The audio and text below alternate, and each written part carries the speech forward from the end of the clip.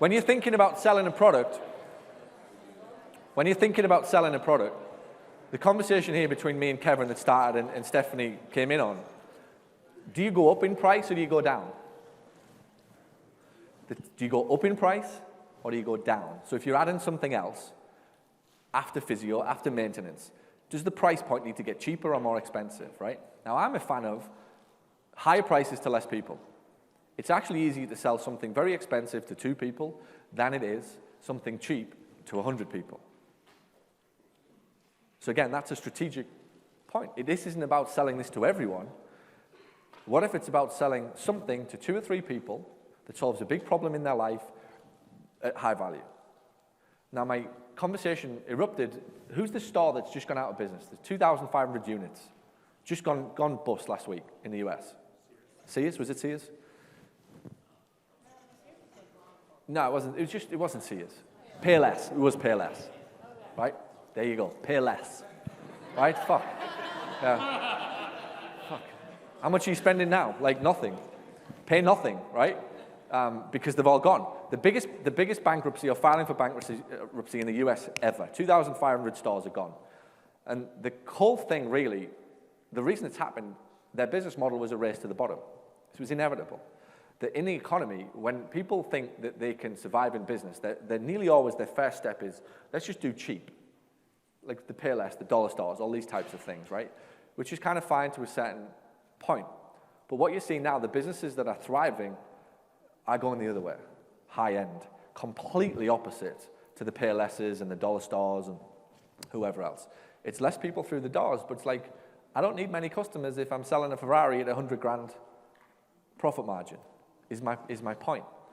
That the media will have you believe that it's like everybody wants a race to the bottom, and that the way to survive in business is the cheapest all the time, and it isn't. It's the other way around.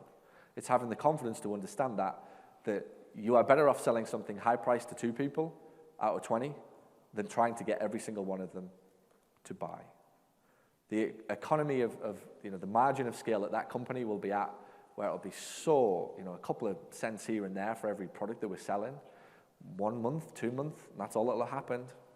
Cash flow gone, can't keep up, call the creditors in, and the business goes. So it's a lesson to learn when you're selling anything. Don't just think, I can get a pillow and I can make $12. Cool. But kind of, for want of a better analogy, kind of Grant Cardone it, if you like. Like, how do I, yeah, literally.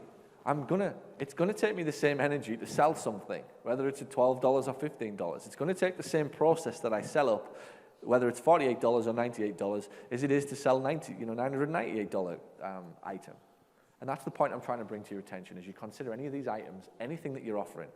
Don't just think it's cheap, and don't just think it's like 2 or 3, 5 cents or dollars and get it out the door.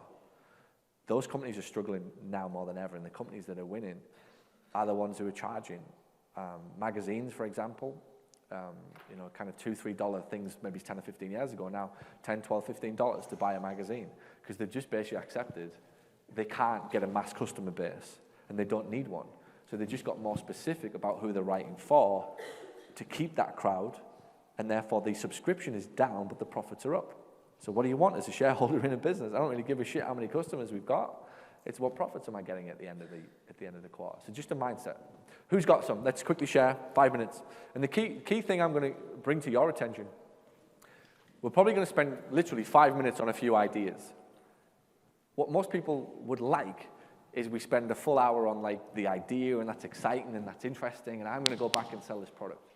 What we have to do is spend the most amount of time on how you'll sell a product and helping you to understand that much like here in this hotel, when you buy the car, whatever it is, they're offering you those things at the time so that before you leave and before you check out figuratively, you've actually had a chance to go and sample it. At the very least, consider it mentally, which is what most people's problem is. It's not the thing, it's not the money, it's 99% of the times, I just wasn't expecting this, and I need a bit of time to digest it. But then what happens to the person is the busyness of life gets in the way, and somebody else offered them something. So yours was very important when they headed back to the car. 2 days later, 15 other things have been put in front of them, and you're forgotten about. Make sense? Cool. Who's to go? Trupti?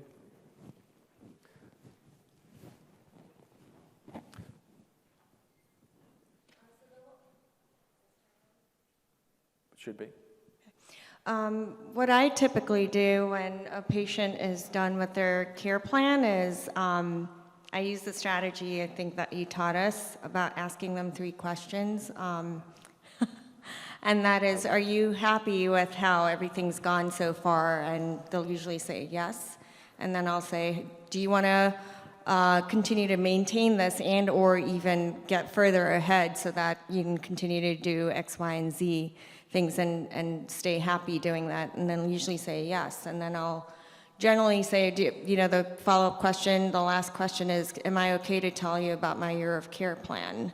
And generally, most of them will say yes, and then I'll sell them either a 16, 24, or 40 visit year of care plan. And I've gotten like 4 or 5 people who've signed up for that. Beautiful. So, Talk you through that. So it's basically the yes sec. That's what it's called. Are you happy with everything I've done? Yes. Would you like to stay this way or get better? Yes. Can I tell you more about this thing? Yes. At that point, whatever you sell is pretty easy to do it. So that's more of the strategic element of it. But I'll say it again. Are you happy with everything I've done? Yes. Would you like to stay as well as you are right now and or get even better? Yes. Can I tell you more about this thing to help you do that? Whatever it is, insert the blank. Now in Trupti's case, it's a year of care, 48 sessions potentially. Imagine how much your life would be easier. You sell a 48 pack to every 3 out of 20 patients, 4 out of 20 patients that walk through the door. And much like we discussed, and I think it was at Sales Bootcamp in this room, what you find, and this is the bit that I want to bring to your attention, when you get somebody who wants to buy 48 sessions at whatever rate, right? How much is that being spent with you, Trupti? 5, 10 grand? So most of my patients end up buying the 25 visit, which is $6,000. $6,000, right?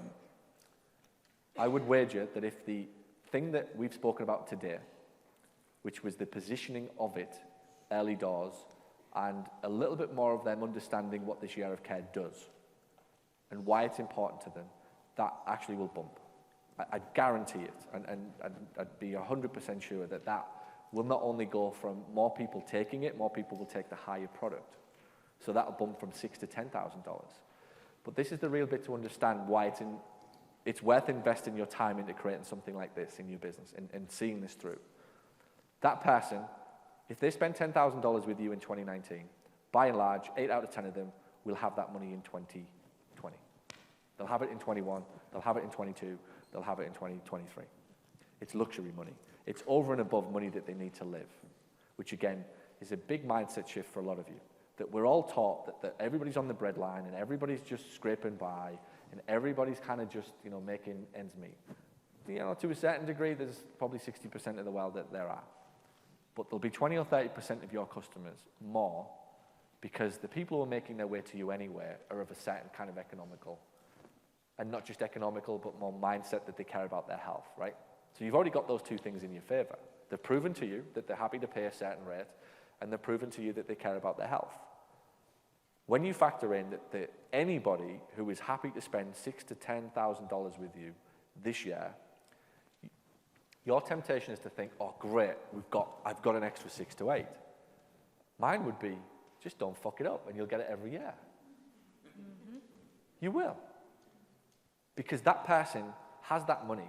They haven't just won the lottery and started giving it to Trupti for some massages. They give it to somebody for over and above the necessities in life every year.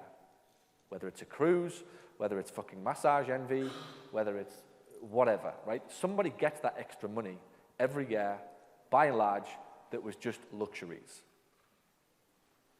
That if you let that sink in, for all of you, massive. And it was level 4 PT that first did it. And I pointed it out to them, that what you don't realize, they had 6 people buy a 12 grand program. I was like, cool. But if you get another 4 this year, that would be 10. Unless you royally screw that up, 8 of them will stay. And if you get another 10 next year, and 8 of them stay, the year after, you've got 16 people paying you $12,000 each. Not a bad start to the year. And the year after, and so on and so forth. And you play this game, where you optimize by 5% at every level, before you know it, 3 to 5 years, that's probably your business. Like, that's it. All of the bills are taken care of before you even arrive in the practice. Now, look, it's further down the line, But I'm trying to get you to see that way, to stretch your thinking, that that's why it is important to consider this type of thing and not sell the cheapest possible item. It will take you the same amount of energy to sell a pillow as it will a 48-pack of sessions, which even adds more weight to the marketing message, the positioning when they arrive, and, key point, the prices. That if they've paid higher prices to kind of work with you in the beginning, they're much more likely to want to pay higher prices after they've finished. So taking somebody from $100 to a 12 grand of sessions is difficult. Taking them from like 250 to 300, where Tripty's at, like, there's just a higher level of commitment there. Makes life easy for everybody. Make sense? Big point. Well done. And there's one more thing I do for everybody that's probably working with people that have sports injuries. Those patients I've noticed generally don't sign up for longer care plans with me, maybe 12 to 16 visits. And at the end of that, I'll usually offer them a free taster session for a injury prevention screen. So I'll put them through the FMS screen, Yep. and then I'll sell them the Eurocare plan. And some of them often end up signing up for that as well. You are the queen of upsell. What is she doing? That. There you go. This session really was not necessarily about what are you going to sell. You can continue this conversation at lunch. You've all written something down, what you're selling, figure it out. What had to happen was your understanding of the ladder and how every step affects the next one. I can't let you think binary, that my problem is here when it's back here, or that my problem is here when it was here. Whatever you sell, it's easy if you understand the system for doing it.